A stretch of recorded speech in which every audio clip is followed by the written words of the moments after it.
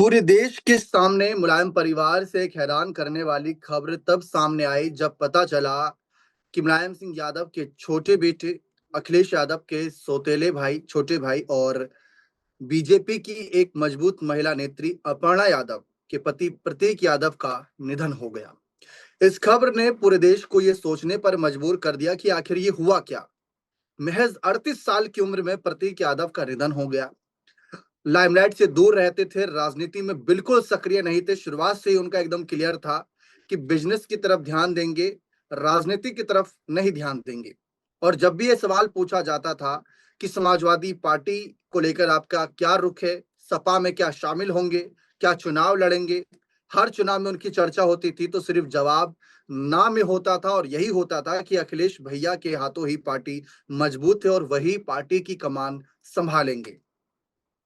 लेकिन अब सबकी नजरें प्रतीक यादव के निधन के बाद अपर्णा यादव पर है, क्योंकि आज भले ही अपर्णा यादव को ढांढस बंधाने वालों की भीड़ हो, उनके इर्द गिर्द सैकड़ों लोग हों, कंधे पर हाथ रख के सब यही कह रहे हों कि शांत हो जाओ, सब ठीक हो जाएगा, लेकिन उन्हें पता है कि इन सब के जाने के बाद एक ऐसा एकांत, एक ऐसी खामोशी उन्हें काटने के लिए दौड़ेगी जो प्रतीक यादव की मौजूदगी में नहीं काटती थी। फिलहाल अब चर्चा इस बात की है कि जब भी अपर्णा यादव कोई बड़ा राजनीतिक डिसीजन लेती थी, चाहे वह बीजेपी में जाना हो, चाहे महिला आयोग का उपाध्यक्ष पद स्वीकार करना हो या कोई भी बड़ा मोर्चाबंदी करना हो, हमेशा उनका सपोर्ट पीछे से प्रतीक करते थे।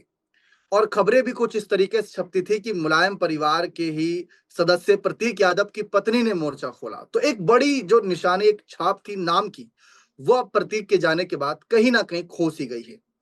और इन सवालों के बीच एक बड़ा सुलगता सवाल ये आ रहा है कि क्या अपर्णा घर वापसी करेंगी?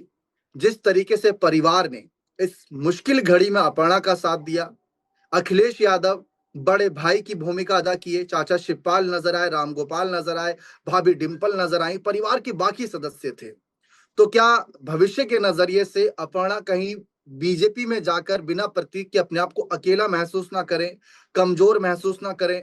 क्या इसी के लिए उनकी घर वापसी पर विचार किया जाएगा? इसी मुद्दे पर ज्यादा जानकारी लेते हैं, हमारे साथ हमारे खास सहयोगी राकेश जी मौजूद हैं। सीधा सर एक सवाल रहेगा, लेकिन उससे पहले एक जानकारी भी कि जो प्रतीक यादव को मुखाग्नि दी गई, वो आपने भी देखा, हमने भी देखा कि सबको लग रहा था कि परिवार से ही कोई सदस्य अखिलेश यादव या कोई और सदस्य होगा, लेकिन अपर्णा यादव के पिता अरविंद सिंह बिष्ट ने मुखाग्नि दी। बहुत ही चौंकाने वाला वह दृश्य था, लेकिन उस दृश्य को जरा एक्सप्लेन करिए कि क्या इंटेंशन रह सकती है उसके पीछे की कि अखिलेश यादव हैं, बड़े भाई, भले ही सौतेले हैं लेकिन बड़े भाई हैं। तो वो क्या वजह रही थी सर? एक देखिए, जो प्रतीक यादव के ससुर ने मुखाग्नि दी, ये चौंकाने वाला वाकया तो था ही और सभी इस पर चौंके। भले ही अखिलेश यादव सौतेले भाई थे, लेकिन अगर सनातन के हिसाब से देखें तो कर्तव्य बनता था कि अखिलेश यादव प्रतीक यादव को मुखाग्नि दे। ससुर के द्वारा मुखाग्नि दीपक जी तभी दी जाती है। एक परंपरा ये भी है कि अगर जो मृत व्यक्ति है उसका कोई सगा ना हो, तो शायद, जो मेरा अनुमान ये कहता है, अभी इस पर खुलकर चीजें सामने नहीं आई कि आखिर ऐसा क्या हुआ होगा, लेकिन जो मेरा अनुमान कहता है कि अखिलेश यादव भले ही भाई थे, लेकिन एक कोख की पैदाइश नहीं थे। तो जो सनातन संस्कृति में ये माना जाता है कि अगर मृत व्यक्ति को मुखाग्नि देने वाला कोई अगला वंशज नहीं है, तो ससुराल पक्ष से कोई व्यक्ति वह क्रिया, वह संस्कार को पूरा कर सकता है।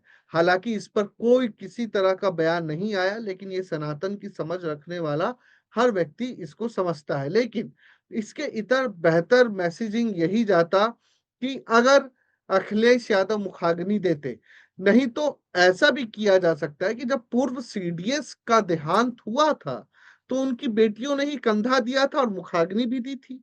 सबने देखा, ये भी एक परंपरा है। तो ये स्पष्टता अभी बिल्कुल नहीं है, लेकिन हाँ, ये है कि ससुराल पक्ष के वो काफी करीब रहे कई मामलों में से, क्योंकि जब पीछे अपर्णा से विवाद भी हुआ था, तो ससुराल पक्ष के ही लोगों ने उन विवादों को सुलझाया। तो और कोई दूसरा मृत व्यक्ति का कोई अपना सगा नहीं था। तो इसी कारण से हो सकता है कि ससुर ने मुखाग्नि दी।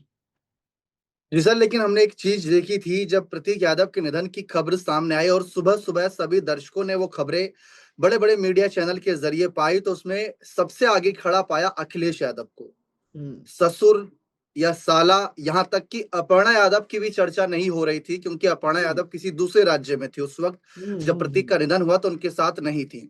तो अखिलेश यादव ने शुरू से लेकर मुखाग्नि देने तक जो ससुर ने दी, उन सभी प्रक्रियाओं में, उन सभी कार्यक्रमों में, यूं कहें या श्रद्धांजलि सभा में अखिलेश यादव की सबसे ज्यादा मौजूदगी रही।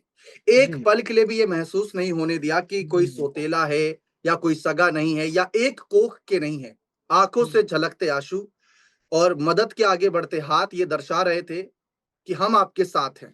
तो वो एक थोड़ा सा बहुत से सवाल उठा रहे थे लोग कि अखिलेश ने इतना किया और आगे भी उन्हें ही जो है ये प्रक्रिया करनी चाहिए थी। फिलहाल ये एक मुद्दा नहीं है, लेकिन मुद्दा ये बनता है कि कहीं इससे एक अलग राजनीतिक संदेश तो नहीं दिया गया। फिलहाल तो बहुत सारे, देखिए जितने मुंह उतनी बातें होती हैं सोशल मीडिया पर, तो चर्चा ये भी हो रही है। दूसरा सवाल ये उठ रहा है कि जब श्रद्धांजलि सभा थी, प्रतीक का पार्थिव शरीर सामने था, तो एक वीडियो सामने आई कि अखिलेश यादव श्रद्धांजलि देने पहुंचते हैं।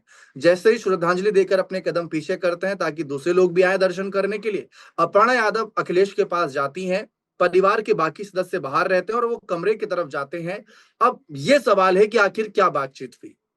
क्या लगता है सर, क्या बातचीत हुई होगी? देखिए, मैं दर्शकों को एक बात और बता दूं कि जो मुखाग्नि वाली बात है उस पर थोड़ा सा 30 सेकंड और लूंगा दीपक जी। जी। कि ये भी कहा गया है कि देखिए, इससे मुखाग्नि वाली बात पे कि एक मैसेजिंग भी चली गई कि जो मृत व्यक्ति है उसका पिता नहीं है, पिता नहीं है, जो पुत्र होता है उसमें भी जो बड़ा पुत्र होता है उसको पहला अधिकार है, फिर छोटा पुत्र, नहीं तो पिता, नहीं तो भाई।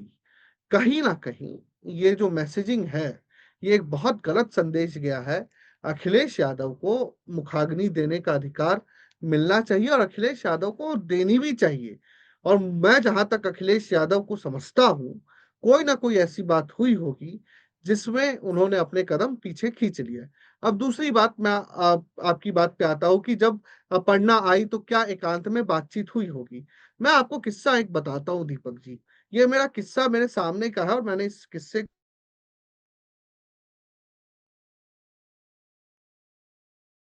को में पूरा परिवार इकट्ठा हुआ, पूरा परिवार क्या, पूरा देश और नेताजी को चाहने वाला हर व्यक्ति वहां इकट्ठा था। लेकिन मैं परिवार की बात करता हूँ। जब आखिरी संस्कार है हमारे यहाँ, जब कोई व्यक्ति मर जाता है उसको मुखाग्नि देना या अंतिम संस्कार बोलते हैं, तो घर की महिलाएं बैठी थी सफाई में।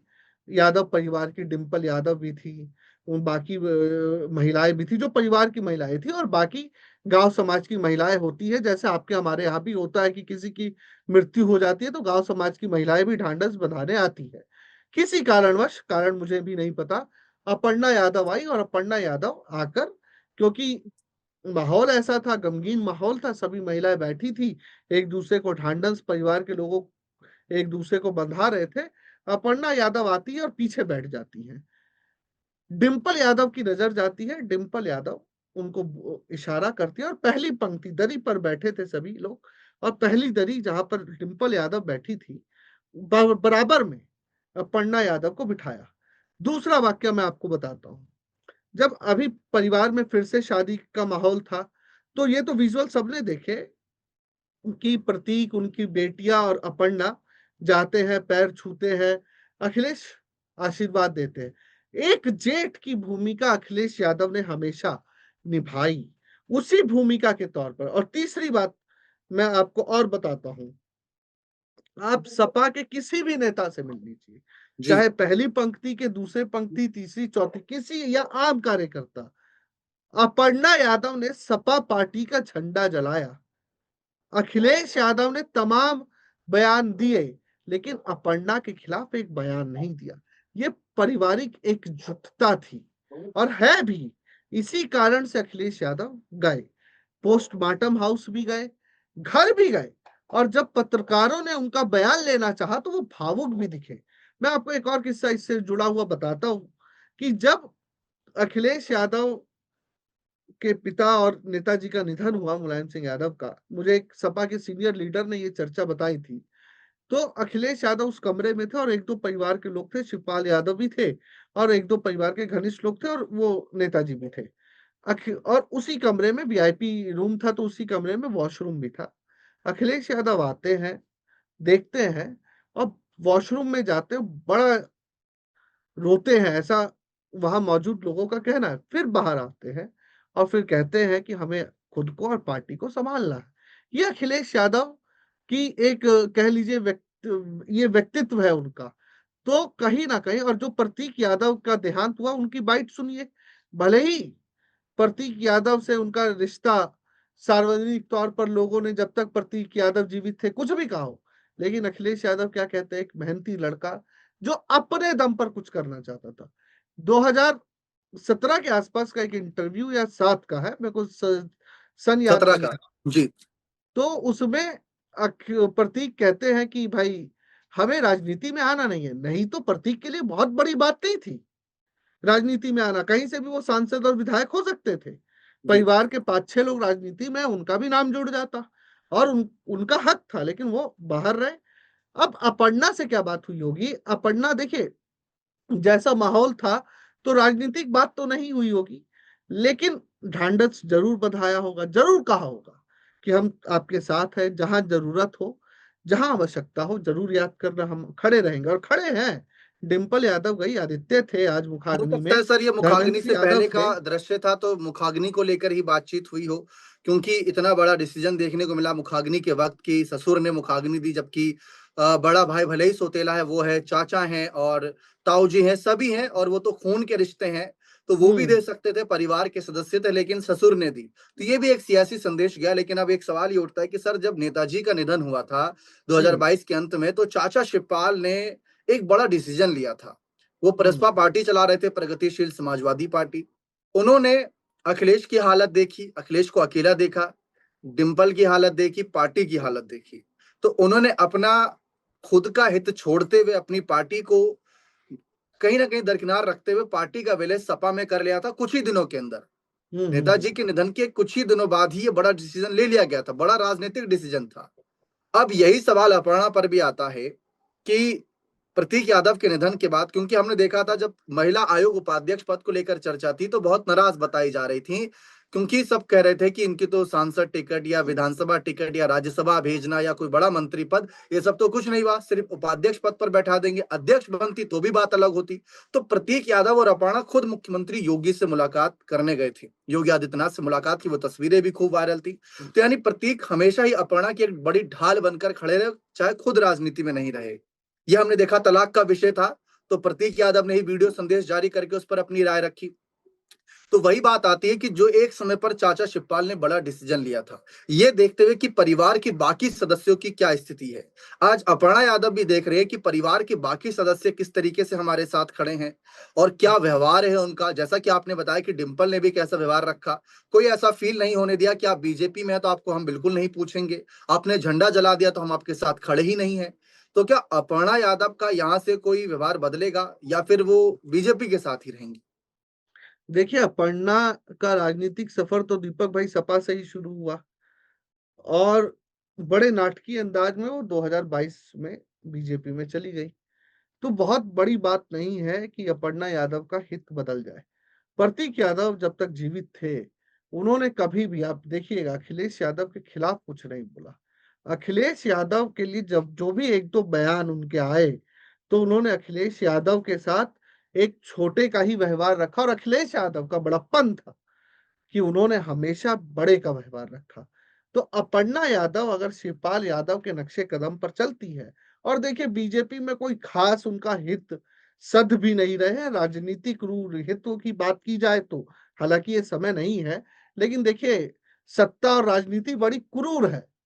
अजीत पवार की मौत हुई और उनकी धर्म पत्नी को कुर्सी पर बैठना पड़ा। राजनीति तो क्रूर है ही जी, और सत्ता का खेल उससे बड़ा क्रूर है। तो अगर अपर्णा शिवपाल यादव के कदमों पर चलती है और देखती है कि 2027 में उनको कुछ राजनीतिक लाभ मिल सकता है, तो वो जरूर समाजवादी पार्टी में आ जाएंगी, क्योंकि सपा उनकी दुश्मन नहीं है और सपा के जो मुखिया हैं वो सपा के मुखिया नहीं, अपर्णा यादव के जेठ हैं, और जेठ होने के नाते वो अपनी बहू को पूरा हक सम्मान देकर वापस लाने की क्षमता रखते हैं। और अपर्णा यादव भी छोटी हैं, वो वहां जाकर माफी मांगकर, हाथ जोड़कर या कैसे भी वापसी कर सकते हैं। यानी रास्ता बंद नहीं है, बस इंतजार करने की जरूरत है। ऐसे में अगर अगर ये फैसला लिया जाता है कि अपर्णा सपा में वापसी करना चाहती है लेकिन अखिलेश मना कर देते हैं, तो शायद अखिलेश के सामने ही चुनौती रहेगी। लोग सवाल उठाएंगे कि छोटे भाई के जाने के बाद उनकी पत्नी को किस तरीके से नजरअंदाज करना परिवार ने हम्म। शुरू कर दिया, पार्टी के नजरिए से भी। लेकिन ये सब कुछ अब अपर्णा पर निर्भर करता है। मुख्यमंत्री योगी आदित्यनाथ खुद श्रद्धांजलि देने पहुंचे थे तो बड़ा सियासी संदेश भी गया, जबकि प्रतीक यादव किसी राजनीतिक पद पर नहीं थे और मुख्यमंत्री गए श्रद्धांजलि देने, ये बहुत बड़ा संदेश उन्होंने भी दिया। जी। फिलहाल देखते हैं, क्योंकि अभी परिवार गमगीन है। आंसुओं का जिस तरीके से यहाँ पर सराबोर देखने को मिला, सबकी आंखें नम नजर आई, अंतिम विदाई दी गई। और ये एक घटना ऐसी घटी जिसने सबको झकझोर दिया कि सिर्फ 38 साल की उम्र में क्या हुआ।